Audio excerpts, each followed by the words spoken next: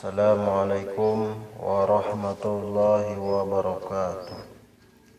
Bismillah, alhamdulillah, la hawla wa la quwata illa billah, amma ba'd.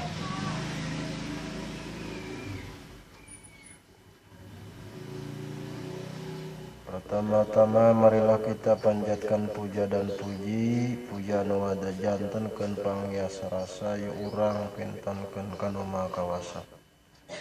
Serta puji anu ngajantenkeun pangias ati yu urang pintenkeun kana Maha Suci. Sholawat serta salam mudah-mudahan dilimpahkan kepada Nabi kita, yaitu Nabi Muhammad sallallahu alaihi wasallam, yang mana beliau yang telah memperjuangkan agama Islam dari zaman jahiliyah sampai zaman Islamiyah, dari zaman kegelapan sampai zaman terang benderang sekarang ini.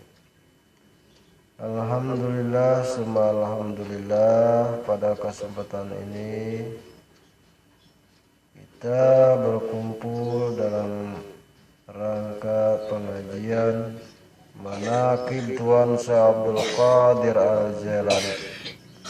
A'udzu billahi minasyaitonir rajim. Bismillahirrahmanirrahim. Hari Manqobah ka-13 nyarioskeun ruksakna jalma anu nyebut jenengan Said Abdul Qadir hante gaduh wudu. Dicaritakeun dina kitab Al-Jahril Ma'ani, dina nembean Said Abdul Qadir kenging pangkat kawalian. Anjeunna kabulen ku sifat jalaliyah, tegasna sifat kaagungan. Tina margi kitu jenenganana ogeh kalintang ahengna, sehingga upami jenenganana disebat henteu kalawan azab nyaeta henteu gaduh wudu, maka pangpegat beheungna jalma anu nyebut henteu gaduh wudu teh. Saparantos itu Said Abdul Qadir tepang sareng Kangjeng Nabi Muhammad sallallahu alaihi wasallam. Dauhan Kangjeng Nabi, "Hei Abdul Qadir, eta pagawean maneh ulah dipigawe karunya ka jalma-jalma di akhir zaman. Sebab jaga mah pirang-pirang jalma anu nyebut jenengan Allah sareng ngaran kami oge henteu make adab."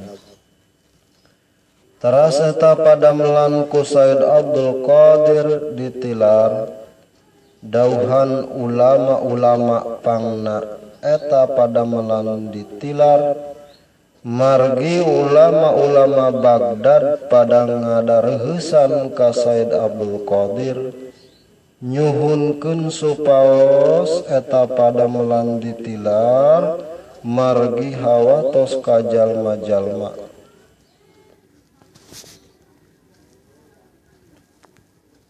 Dauhan Said Abdul Qadir Al-Jailani, ieu teh lain kahayang kaula menang timbalan ti Gusti Allah, maneh geus ngagungkeun kana jenengan aing, jadi ngaran maneh oge diagungkeun ku aing. Dauhan satengah ulama nu margi jenenganana kalintang, seungitna anjeunna sok ngamudawamkeun ngaos Safihir Zulyamani